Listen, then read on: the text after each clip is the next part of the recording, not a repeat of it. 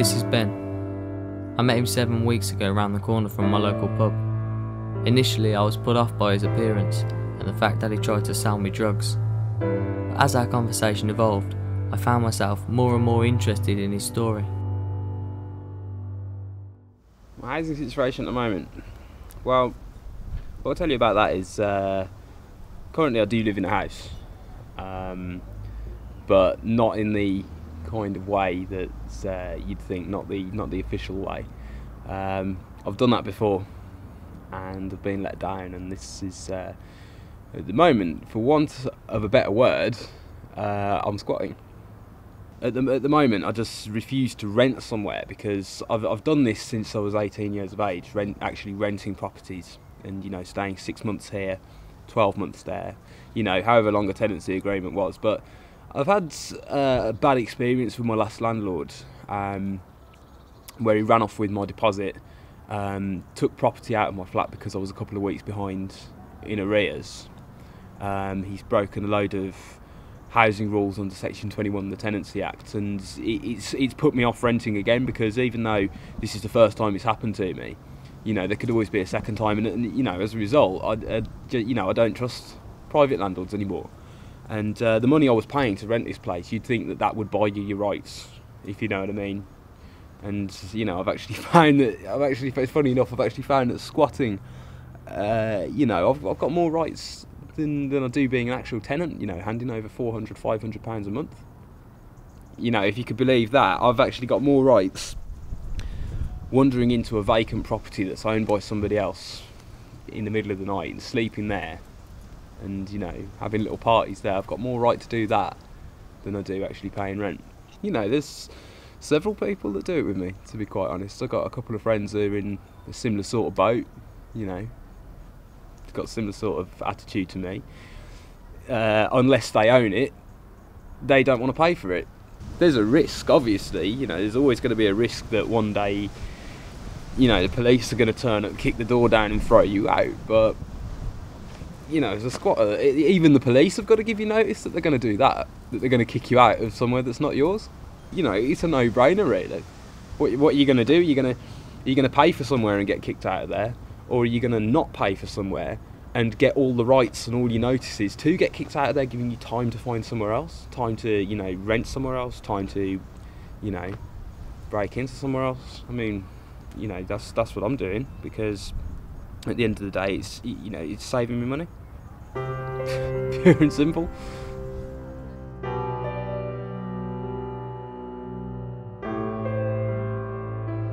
I found what Ben told me all very compelling, but I needed to hear from the other side of the story, so I went in search of someone who had been a victim. My name's Eve Griffiths.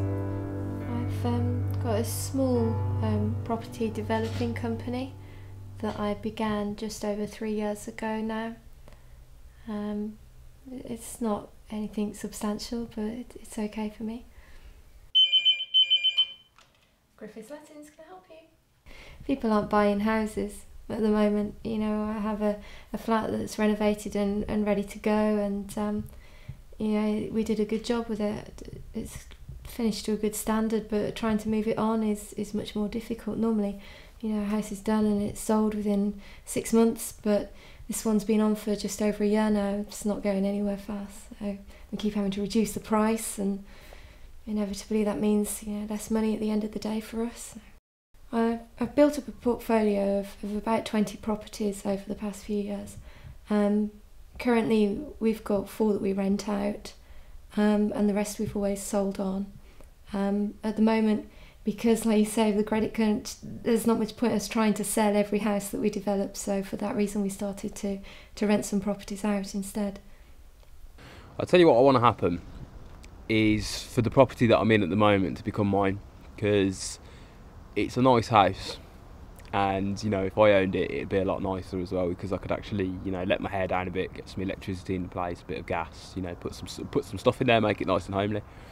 And I've heard a lot of rumours and stories as well from people who've done a similar sort of thing, that once you've been inside a property for so long, inside a vacant property, and you've been squatting in there, that property actually becomes yours. And you know, as I've already said, I mean, I do want to own a house, and if I can own a house and not have to pay for it, and I can own it simply through overcoming this loophole, then that's going to be brilliant, because that means I don't have to break the rules anymore. We've had a couple of problems with ones that we've been renting out. You know, we have to take a decent deposit now from anybody that moves in, just to cover the ones we had. The carpet was completely wrecked, and one of the walls had a hole in it, knocked through from the plaster. And I suppose you could say we're being a bit more select in who we rent our properties to now, trying to go for the higher end of the market if we can, giving them a better finish so they'll pay a bit more money and so on. Okay, so this property's been vacant for a really long time, so kind of cuts in here. Ben showed me back to one of his frequented properties. I was under strict instruction to keep my head down and stay quiet.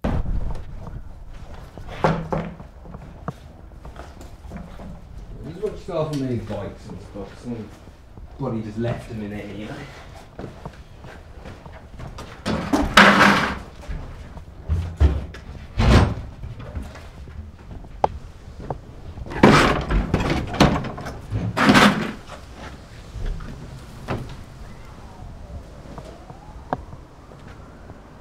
Luckily I've got another key. This previous tenant left it in the other side of the door lock, so just reached in through that cat flap. And no forced entry, so.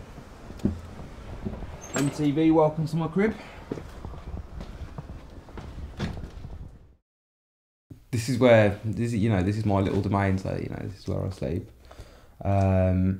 We don't really use downstairs too much because, to be honest with you, downstairs people can see in, people can still see in through the curtains, people can still hear you, people can see movement and everything. And we're trying to make it.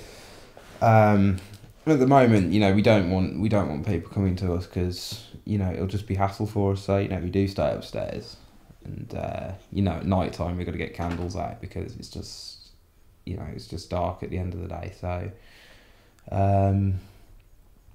that's what we have to do. This time of year, it's actually not that bad. The heat just comes in, and it's fine, and you get used to it anyway. And then you go into somewhere like your parents' house, and you think, Jesus, it's really warm in here. They've just got like money to piss away on heating and everything, and you just think to yourself, well, that's mad. I don't have to do that.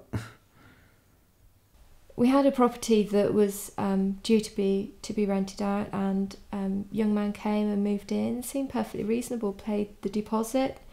It seemed like a decent kind of bloke, but within the first couple of months he was behind on his rent, and obviously I still have a mortgage to pay on that property, so it started to get to the point where it was costing me so much money paying and keeping up on that, and we started sending him letters reminding him he was late on his rent, and it would just not answer any of the letters. And we tried calling, we tried going to his house, he would never answer the door. And gradually over a period of time I thought, well, I'm going to have to get somebody involved in this. But the problem was that there were so many legal loopholes that I couldn't find any way of actually getting him to move out at all. And it went on for the best part of a year, and in the end, completely by chance, he decided to go off his own back and left. I went to the property and it was just destroyed, and it's nearly taken my business down. It's hit us really hard, and as you can imagine, like we mentioned earlier, in the climate that we're in, it's been extremely difficult to not only swallow the rent for the place that we've been, the mortgage on the place that we've been having to pay out for him, but now the renovation costs are going to cost us almost as much as the property did in the first place.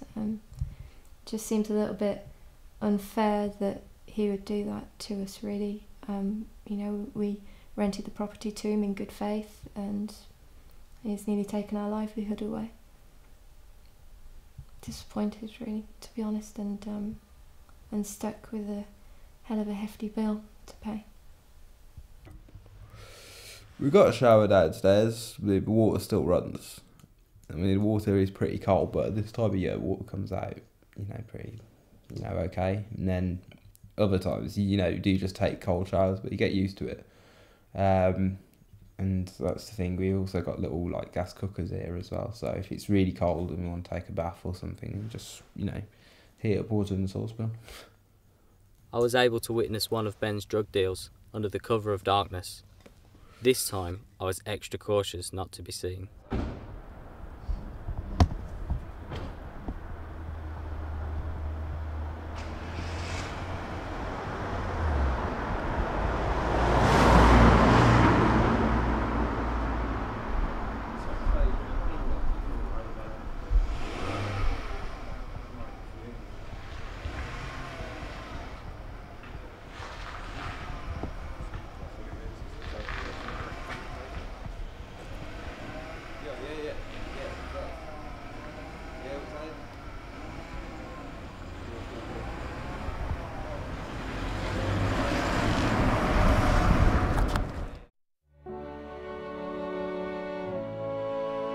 I anticipated this to be an uncomfortable situation, but I actually found myself quite relaxed in their company and not at all intimidated.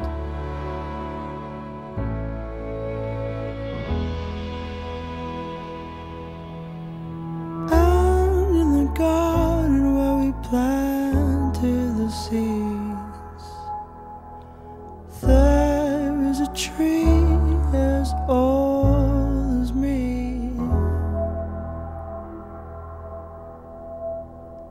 Branches were sold by the color of green. The ground had a rose then past its knees. What right does he have? You know, that to me is my livelihood. That to me is, I've earned the money to own that property. You know, and it's not been easy. It's not like I've given millions of pounds to go and buy property. I've built it up over a period of time. Anybody could do it if they worked hard enough at it, and I did work really hard at it. And then he just comes in and just takes it away from me. And I just find it quite unbelievable that he can have the audacity to do that, you know, that he can have the cheek to just take something that's not, it's like theft, really, in a way. To me, he's stolen from me. Not only has he stolen my money because I've paid out left, right and centre for him, you know, his utility bills, water, gas, all those things I've had to pay because he wouldn't pay them, you know, but he's stolen my property and he's stolen my time and my energy and you know, the things that I've worked for, really hard for, he's taken away from me. And, you know, yeah, okay, maybe he had a good reason, maybe he lost his job, maybe things weren't right for him, but why should that then become my responsibility? And surely, at the end of the day, you know, he should be putting in and making something of his life and going on and doing what he wants to do, not just taking things from me. I wanted to meet up with Ben to get his perspective on what had happened to Eve, but unfortunately his number was no longer in use, and there was no answer at the property where I'd previously visited him. This may have proven my initial judgment of Ben to be true.